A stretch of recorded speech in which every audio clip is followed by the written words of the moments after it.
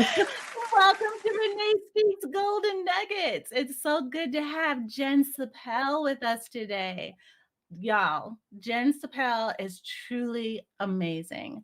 She is one of the greatest financial advisors that you will ever meet. We just had a fantastic show on Renee Speaks, and we're going to dive even deeper into the golden nuggets that she teased us with before so that we can learn even more about how to be better financial ambassadors with the funds and the dollars that we are given and we have the privilege of being able to use.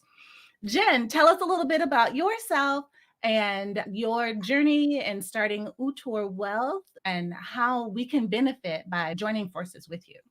Oh, wonderful. Yeah. My parents got divorced when I was 10. My mom was super stressed about money. I saw that and was like, no, no, thanks. I started Right. working a full-time job after college. I was managing a gym. So it was like not related to finance at all. But one of my members was a financial advisor, and he looked at me one day and he said, have you ever considered doing what I do? And I said, no, it sounds boring. And he was like, we should go to lunch and let me tell you a little bit about the career. And what got me to interview was that he said, I show people how to fund college for their kids, and then I get invitations to their college graduation. And I was Oh, like, okay, that's cool. yeah. Yeah, I was like, I'm more interested in that now. And language that I know today, 20 years later, really what I love about what I do is that I really love where our money intersects with our life. So how we use our money and how that makes for our own personal quality of life, how it makes for the quality of life of those around us. That's the point that I get most excited. And so here I am 20 years later. I spent most of my career in a Fortune 50 company. I spent a lot of time in sales management and sales leadership, but I started Utor Wealth when I needed the flexibility to have a family, and I needed autonomy and flexibility in my time, which I couldn't find in the corporate world. So here we are. Yes. I know what a challenge that can be and the joys and flexibility of entrepreneurship. And when you are your own boss and you're devoted and dedicated to building your own business and leaving your own legacy for your own family and not a part of someone else's dream and building their dream, it matters. It truly matters because, we have such limited time is a hot commodity, and as is money. When you combine the two, it's a great combination when done well together. Agreed. I wish I would have done it 10 years ago, but here we are. Yeah, live and learn. And like you said, it's never too late. It's never too late to get started. It's never too late. And like, we don't get out of this journey without mistakes. Like we're all going to make them. Absolutely. And listening to in our previous conversation when we were talking about the 5 different places where your money can go, because there's 5 things that your money can do. And as a refresher, you can earn it, you can save it, you can give it away, you can and share it, and you can invest it. Spend. We got to get that. We got to get that share to spend. Give away and share the same thing, but we're missing spend. That's a skill. Spend. That's it. Spending, guilt-free and joyful spending. Yes. Right. Exactly. There we go. Thank you. Perfect. And when you were talking about that, those are the 5 buckets. It took me back to the place in my life where I mentioned that I was a single mom and I had 2 boys, and I was, doing okay, but just still barely making ends meet. But one of my goals, because I was a teen mom and I was a statistic, one of the things that the story I told myself, that vow I made to myself, is that I would never be another statistic. And one of those statistics was that the teen moms the girls who get pregnant, they will end up on welfare. So I said, that's not going to be me. I've already messed up one statistic, but the others are not going to be me. And so I did everything I could to not end up on welfare.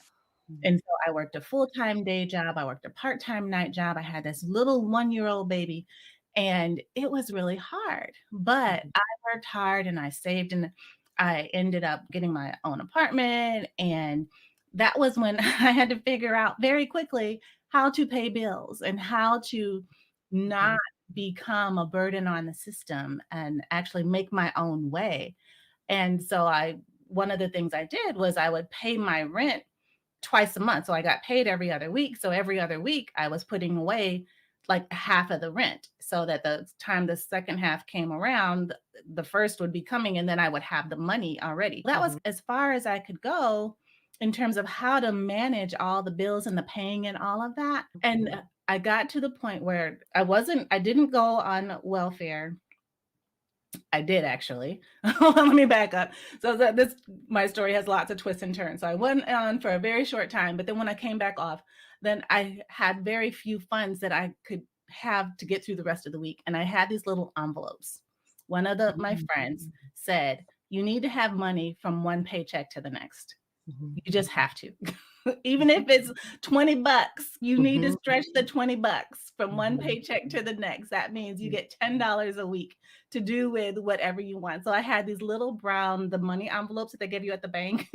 Yeah. And I had my $10 and I put $2 in each of my little envelopes for the Good for week. And you. every morning I would pick up my little $2 envelope and as long as I had my little $2 envelope, I felt like I was not broke. Yeah.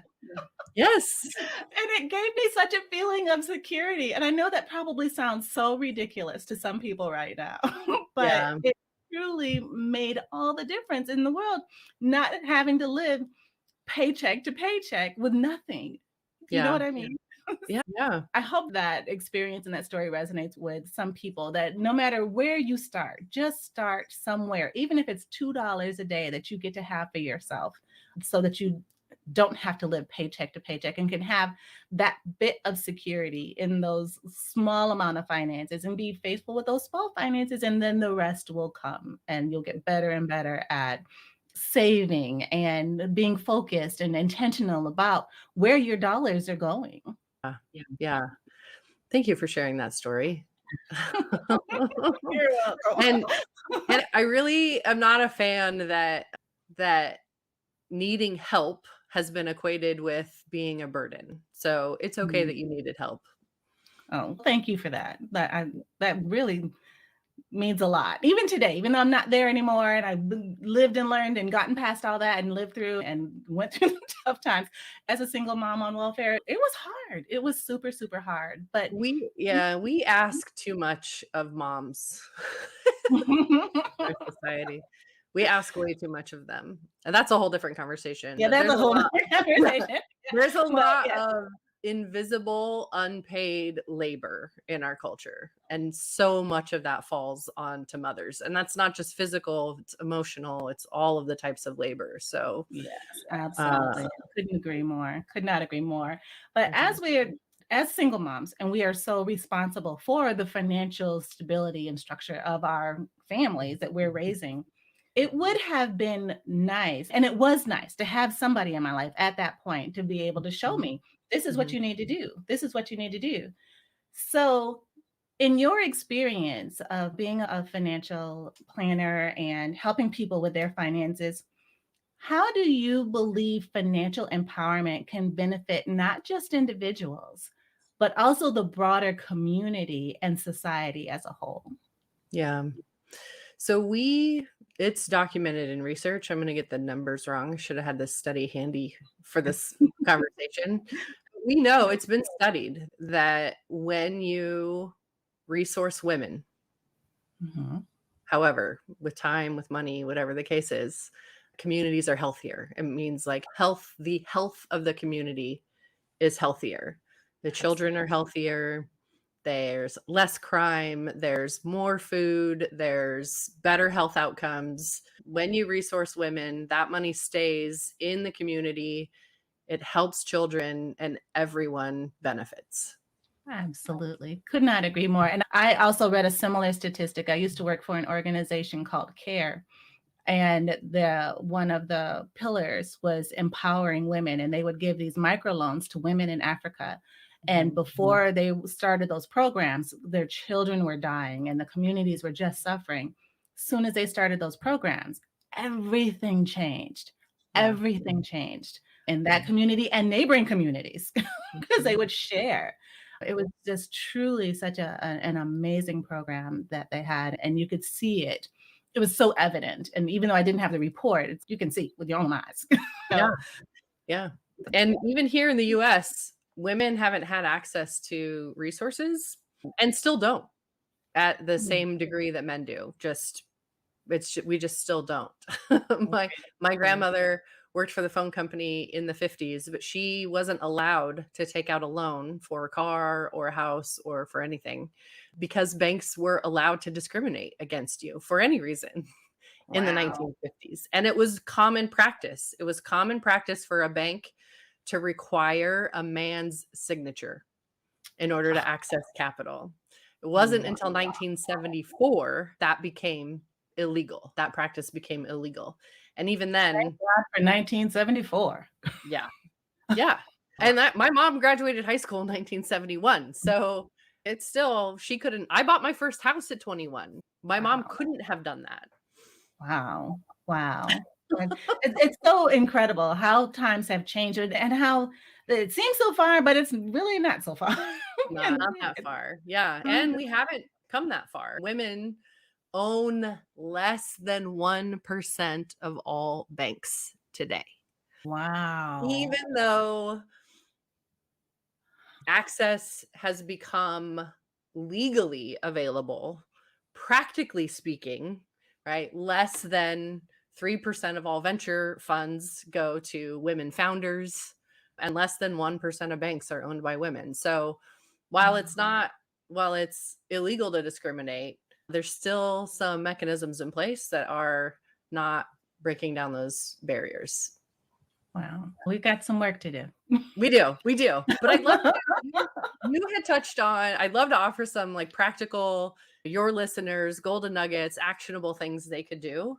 Yeah, please. Um, you mentioned pillars, and I love that idea of pillars. I think so much of what stops us from being great with money is that we get really caught up in methodologies. So, oh, how should I invest? And how should I take loans out? And how should I do this? And how should I do that? All of Mhm. those things are methods, right? All of those are financial products and financial methods. Right. First, what we really need to be good at are just a few core principles and like just a few of them. So, being good with your cash flow, spend less than you earn. And I love your story because what you described in your story is the envelope method. So, the Mhm. principle is that you have to spend less than you earn. The Right. method looks different for everybody. So the envelope system that you used works beautifully for a lot of people. It's never Mhm. worked for me. I've never been an envelope person. I'm Mhm. an automation person. So my favorite Mhm. system was direct deposit. When I worked at the corporate gig, I had two direct deposits set up, and I Mhm. had one monthly amount that went into my checking account every month, and that was my Mhm. budgeted spend amount. And then Okay. everything on top of that, everything above that amount went into my investment account. So it's just an automatic, I'm going to spend this much and the rest I'm going to invest. Wow. That is so smart. That is just so smart because it's like it's first of all, with direct deposit, it's like you don't ever really miss it because you never see it. Mhm, You mhm, know what I mean? mhm, And so when you have all the things automated, this mhm. just happens. This just Yeah. works. Yep. It's a habit that you have Mhm. that it's just a way of life. Yeah. And It's, and for me, and I'm this way too with food, right? I know that if I buy the cookies, I'm going to eat all the cookies. I'm going to eat all of them. If I buy every chocolate chip more cookies, crumbs go like this. yeah, exactly. I don't buy the cookie. I just don't buy the cookies. I might Right. buy one cookie as a treat sometime or whatever, but I know if I bring that whole bag of cookies in my house, that whole bag of cookies is going to be in my belly in a day Mhm. or two. I just know that about myself. Exactly. We need to know our limitations. Exactly. So that just like having that automatic barrier is enough Yep. for me. That's enough for me. Again, we beat ourselves up over, oh, I tried what my friend did and that didn't work for me. Try something else. There's lots of ways that you can be successful at spending less than you're earning. And what works for your neighbor or your best friend might not work for you. So just try a different method. Exactly. And you said that there were some other tools too and other resources to make sure that we're managing not just the method, but and maintaining our pillars. So yeah, the pillars. So the first pillar is Mhm. spend less than you make. Yeah. The second pillar is manage your risks. Okay. Yeah. So there's a few circumstances that financially really can devastate somebody. Losing your Mhm. job, being sued. So Mhm. if you are liable in a car accident, as an Mhm. example, they can sue you for millions of dollars. I've seen this happen with clients. It was actually a minor child of a client. So somebody hit somebody, a pedestrian, and it was a multi-million dollar lawsuit. They can take your bank accounts, they can garnish your bank accounts, they can garnish future earnings. Oh That's gosh. yeah. Losing your job, being sued, being found liable for something, death, disability, and divorce. So those Mm, are the five like really big risks. right. And all of those really big risks are relatively easy to manage. We can't eliminate them, but we can manage them by Mhm. either legal documents or insurance policies. Yes. Yes. With the That's exception, yeah, of unemployment. With unemployment, it's important just to have a savings account of mhm. like 3 on the really light end of the spectrum, 9 months on the heavy end of the spectrum. Just have that much cash in savings in case you find yourself without a job unexpectedly. It's also just fun having that much in your savings account because if you get a toxic client or toxic boss, you could just be like, nope, I'm out. Yep. I'm out. Peace. Yep. No, Like that. your It is life is not worth more, yeah, than that. exactly. That is awesome. I love that advice, and I love how you broke that down, that there it's like you said, manage the risks. Insurance policies, so many people don't see the value of insurance policies. They feel like they're throwing the money away because they never use it, when in Mhm. actuality they should be glad that they don't have to use it. But when the time comes, and you never know when that time is going to come, that you'll be glad that you can call somebody and say, hey, cashing in that insurance policy because this, that, and the other happened. You know what I'm saying? So Right. but if you never had it and you can't make that call, Yeah. you are on the hook and being garnished. Insurance insurance, it might help to think about insurance as like the GoFundMe before the event happens. Exactly. Yeah. Which We've back all in my day, gotten yeah, they didn't even have a GoFundMe. But anyways, that's a whole nother yeah. story. I'm just old. Yeah, we might have had it, right, with church or with some other kind of communities, and people will come to help, but, we've all had that time where my husband just had a 46-year-old work friend of his died suddenly of a heart attack, and he has 4 kids, and 2 of them are still in school, and so you just don't know, and when you have people who depend on you financially, you gotta have life insurance. That's right. You have to. Yeah, one of my friends was talking about that as well. She recently went to a funeral of a man who didn't have life insurance, and very similar situation. Children in school, and his wife now is just, I don't know what to do. I just don't know what to do. And then the Yeah. other thing that I think is so super important too is when you have these policies, make sure somebody knows where they are and how to get into them, like Mhm, logins, passwords, account numbers, mhm. all that stuff. I think it's like really Yeah. important to know before you need it. Yes, agreed, I'm kind of bad 100%. at that. I don't know those things. Yeah, and update beneficiaries. I've seen a lot of just a couple years ago, I saw a woman who had gotten divorced and then remarried, and in Uh-huh. between didn't change the beneficiary designations on some of her insurance policies, so, yeah, you gotta do that Wow. too. Yeah. Okay, I Yeah. need to add that to a checklist or something. We have them, there's checklists all over.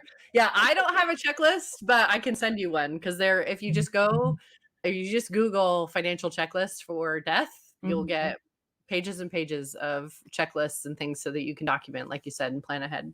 But the last pillar that your audience needs to know about, so if we're spending less than we earn and we're managing our risks, that difference between what we spend and what we earn needs to Mhm. be invested. Invested. Yes, Invest. you have to invest. You have to invest Like in in your the future stock self. market or like in See? Good cryptocurrencies question. or in bonds and treasuries? Good What question. are Good, we good. investing I in? love it. So all those things you just mentioned are methods. Okay. Okay. So you Mhm. have to invest your method. It can be whatever you want. You invest in the stock market, invest in real estate, Oh, Crypto wow. is like on the very, very high end of risk for an investment. So Mhm. I'm not a fan generally. I would say if you were going to do the crypto game, it shouldn't be any more than 5% of what you're investing.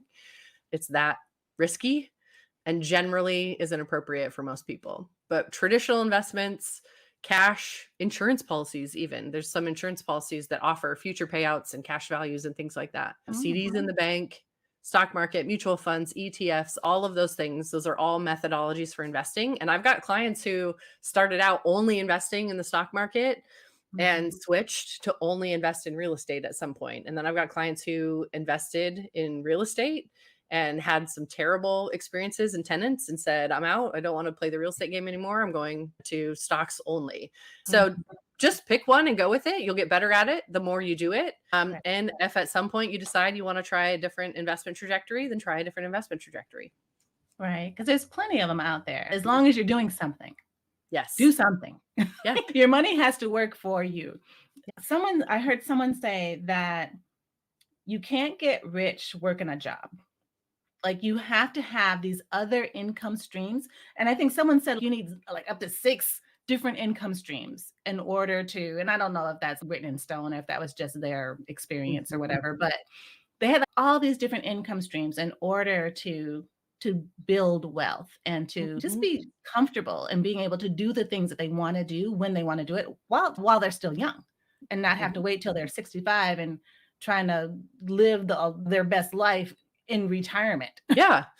So that I think in like even the 6 income streams, that's a methodology. What the core kind of principle we're looking for there is financial independence. And Yes. for some people, they're like, you know what? I love what I do. I plan on working forever. And that's fine.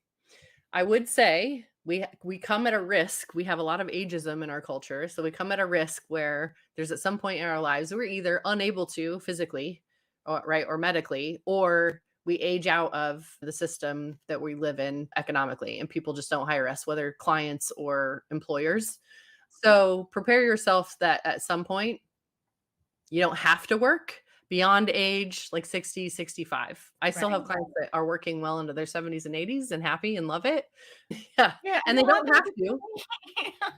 Huh? but they're doing it because they want to, not because they have to. Yep, Okay, and that's how I define retirement. Retirement is when are you going to work because you want to and not because you have to. Yeah, I like but that definition. but to your point, like the 6 income streams or not, the only way you get to know this is how you want to do it is by investing. So you start to invest, you start to see that income coming in. Really, all financial questions come down, or all financial decisions come down to only 2 questions. And that Mhm. is, how does this decision impact my cash flow, the Mhm. money coming in or the money going out on a monthly basis? Or how does this investment or decision impact my net worth? And your net worth is everything you own. So if we add up all your bank accounts and everything that you could sell tomorrow and get a check for, minus money you owe or things you owe to other people. So credit card debt, car loans, mortgages, things like that. That Okay. number, net worth, that number you want to grow over time. And that's the number that's going to allow you to be financially independent at some point. Right, absolutely. And that one of the things that we were talking about on Renee Speaks was about planning and investing in the stock market and how we were planning our trip to Italy and that sort of thing with my young son. And that was around the same time I learned about compounding interest. Mhm. And I started teaching my son about that and how when you invest in accounts that where you're in the compounding interest is what continues to grow. The more you deposit into it from the younger you are, the Mhm. sooner you can retire very wealthy as a millionaire. So Mhm. I think it was like if you start investing, I don't know if it was like $100 a month or whatever it was at 18, by the time you're 40, Mhm. you can be a millionaire or something Yep. to that effect. And Yeah. that could have a lot to do with inflation, and those numbers could be completely Yeah. different. I'm not No, I love that. The compound interest is a beautiful thing. The most fun, the exercise for this, for you and for your reader or your listeners, is to ask, would you rather have $1 million or 1 penny compounded every day for 1 month? I think this is a trick question. I'm going to say the 1 penny. You're not wrong. The 1 penny compounded over the month is much higher than the $1 million. And it depends on if you do a 28-day month, a 30 or 31-day month. But the number is, let's Google it really fast because it's several million. It's several $1 million. Wow. And that's because of the power of compound interest. But even in that exercise, Google it because you can see each day how big that number gets. As that number gets bigger, then every time it compounds, right, it becomes so much bigger. So it's a great exercise, like, again, for school age kid, for anybody. But the key component of that is it isn't sexy until it's had like the end, until it's had the last couple years. And the same goes for investing. So many of us start to invest and we get frustrated because that account isn't growing or it's not growing fast enough. But investing and compounding isn't really that sexy until you've had 20 or 30 years of time to compound. So I'm glad you brought that up because it's a good one. Yeah, and I love it. And my father-in-law says compounding interest is great. For those who know what compounding interest is, either they earn it or they pay it. Yep. Yep. And so it's good to get an understanding of what that is, because either you're going to earn it in your investments or you're going to pay it in credit card debt. Yep, it's true. Because it compounds. But I believe we are at the end of our amazing session of these golden nuggets that you've shared with us, Jen. Thank you. Thank you so much. This has truly been an impactful session, and I'm truly honored that you have shared your wisdom and knowledge with us and helping us to be better financial stewards of the resources we have available to us so we can make a difference in the world around us. I'm so grateful to be here, and thank you for being such a lovely host. You're obviously providing a lot of value to your audience. So thank you for doing this. Thank you so much. You have an amazing day. Thanks, you too. Bye.